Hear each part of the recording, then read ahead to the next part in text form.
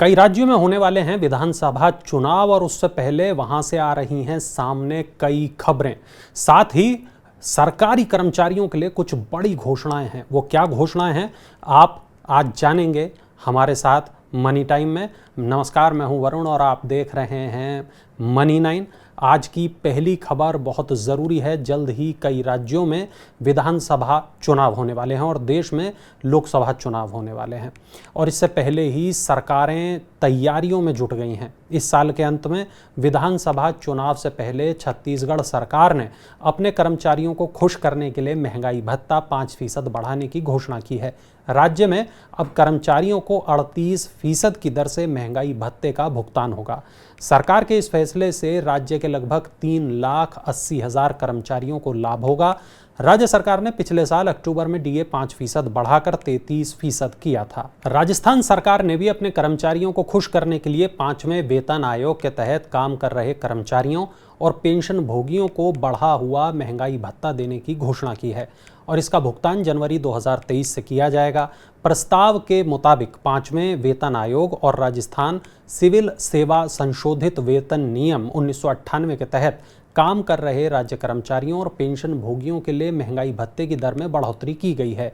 1 जनवरी 2023 से ऐसे राज्य कर्मचारियों और पेंशन भोगियों के लिए महंगाई भत्ते की दर 396% बढ़ाकर 412% हो जाएगी। जनवरी से मार्च तक की राशि कर्मचारियों के सामान्य भविष्य निधि खाते में जमा की जाएगी। पेंशन भोगियों को बढ़ा हुआ महंगाई भत्ता नकद मिलेगा। केंद्र सरकार भी ट्रेनों का किराया घटाकर जनता को खुश कर सकती है। रेल मंत्रालय कम दूरी वाली वंदे भारत ट्रेनों के किराए में कटौती करने की तैयारी में है। छोटी दूरी वाली कुछ वंदे भारत ट्रेनों में ऊंचे किराए की वजह से सीटें पूरी तरह नहीं भर पा रही हैं और इस वजह से रेलवे उनके किराए की समीक्षा कर कटौती करने की योजना बना रहा है। इंदौर भोपाल, भोपाल जबलपुर और नागपुर बिलासपुर जैसी वंदे भारत ट्रेनों के किराए की समीक्षा की जा रही है। इन सभी ट्रेनों में सीटें काफ़ी हद तक खाली चल रही हैं। रेल अधिकारियों का ये मानना है कि कम दूरी वाली इन ट्रेनों का किराया कम करने से इसे यात्रियों के लिए आकर्षक बनाया जा सकता है। सब्जियों के बाद कपड़ा, जूता चप्पल, हेल्थ, स्कूल और घरेलू सामान की कीमत में आगे वृद्धि हो सकती है। ब्रिटेन की ब्रोकरेज फर्म बार्कलेज का कहना है कि मौसम गर्मी की वजह से टिकाऊ उपभोक्ता उपकरणों और मनोरंजन व आराम से जुड़े क्षेत्रों में मांग ऊंची बनी हुई है। गर्मी बढ़ने से टमाटर के दाम बढ़ गए हैं। इसके अलावा टिकाऊ उपभोक्ता सामान और बिजली दरों में भी वृद्धि हुई है। कर्नाटक जैसे राज्यों में बिजली दरों में कुछ कमी की उम्मीद है, लेकिन तमिलनाडु और दिल्ली में और बढ़ोतरी हो सकती है। देश में 1 लाख यूनिकॉर्न और स्टार्टअप की संख्या लगभग 10 से 20 लाख तक पहुंचने की क्षमता है। ये कहना है केंद्रीय मंत्री राजीव चंद्रशेखर का। भारत के डिजिटल सार्वजनिक बुनियादी ढांचे ने दुनिया के सामने उदाहरण पेश किया है कैसे प्रौद्योगिकी को लोगों, समाज और समुदायों और बड़े पैमाने पर देश को लाभ पहुंचाने के लिए इस्तेमाल किया जा सकता है। सरकार, शासन और अर्थव्यवस्था के डिजिटलीकरण का विस्तार और भी तेज होने वाला है। अब बात करेंगे ट्विटर की। ट्विटर को टक्कर देने के लिए मेटा ने अपना नया ऐप लॉन्च कर दिया है। इसका नाम है थ्रेड्स। इंस्टाग्राम टीम ने थ्रेड्स को बनाया है और इसके अधिकतर फीचर ट्विटर से मिलते जुलते हैं। मेटा के चीफ यानी मार्क जुकरबर्ग ने दावा किया है कि लॉन्चिंग के 7 घंटों के अंदर इस ऐप को 10 मिलियन यानी 1 करोड़ लोगों ने ज्वाइन कर लिया है और इस पर टेक्स्ट के साथ साथ फोटो और वीडियो भी अपलोड किए जा सकते हैं। 500 कैरेक्टर तक का यहाँ टेक्स्ट लिखा जा सकता है और 5 मिनट तक का वीडियो यहां अपलोड किया जा सकता है। अभी इस ऐप को भारत सहित 100 देशों में लॉन्च किया गया है। जून 2023 में भारत में कुल 18,63,868 वाहन बेचे गए और इससे पहले जून 2022 में यह संख्या 17,01,105 इकाई थी। Federation of automobile dealers association यानी फाडा के ये आंकड़े बताते हैं कि भारत में वाहनों की कुल रिटेल सेल में करीब 10% की बढ़ोतरी हुई है। इस संख्या में passenger vehicle, 2 wheeler, 3 wheeler, tractor और कमर्शियल वाहन शामिल हैं। दोपहिया वाहनों की बात करें तो जून 2022 में 12,27,149 वाहनों की बिक्री हुई थी, जबकि जून 2023 में 13,10,186 वाहन बिके हैं। ये तेजी 3 व्हीलर, ट्रैक्टर और कमर्शियल व्हीकल्स में भी दर्ज की गई है। टीसीएस के बाद टाटा ग्रुप की अन्य कंपनी टाटा स्टील ने 38 कर्मचारियों को नौकरी से निकाल दिया है और इन सभी 38 कर्मचारियों पर अनैतिक आचरण के आरोप थे।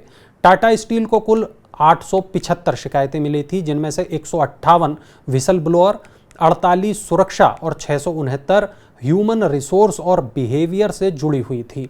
इन शिकायतों में कंपनी ने 38 लोगों के खिलाफ कार्रवाई की और उन्हें बर्खास्त कर दिया। इनमें से 3 कर्मचारियों को सेक्सुअल हैरेसमेंट और 35 कर्मचारियों को एथिकल मामलों के चलते नौकरी से निकाला गया है। इससे पहले टाटा ग्रुप की टीसीएस ने पैसे के बदले नौकरी के मामले में 6 लोगों को नौकरी से बाहर का रास्ता दिखा दिया था। ऑनलाइन गेमिंग, घुड़दौड़ और कसीनो के शौकीनों को बड़ा झटका लग सकता है। मंत्री समूह ने ऑनलाइन गेमिंग, घुड़दौड़ और कसीनो पर 28% की दर से जीएसटी लगाने पर सहमति जताई है।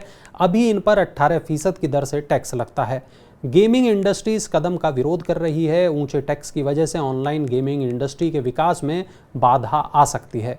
ऑनलाइन गेम खेलने वालों को भी ज़्यादा कीमत चुकानी पड़ सकती है। और अच्छी खबर यह है कि गोवा जैसे राज्य 28% दर का विरोध कर रहे हैं।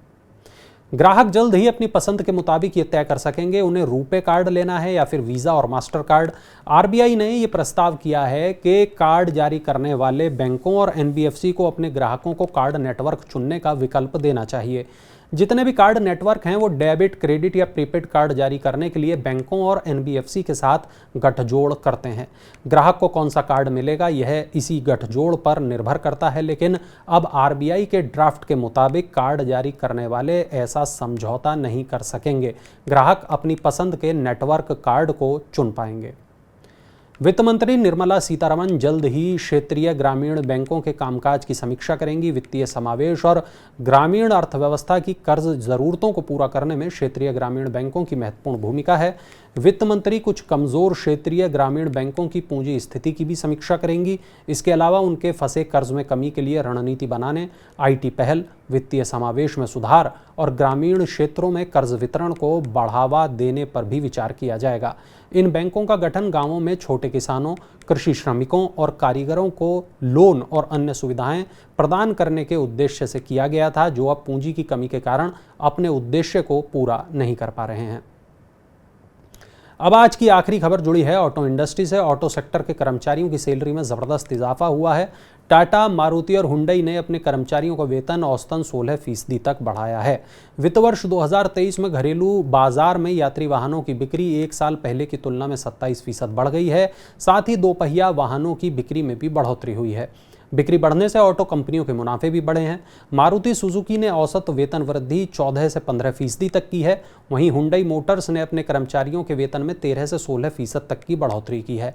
टाटा ने सैलरी बढ़ाने के साथ साथ बोनस का लाभ भी दिया है। वहीं महिंद्रा एंड महिंद्रा के कर्मचारियों को इंक्रीमेंट अगस्त 2023 में मिलेगा।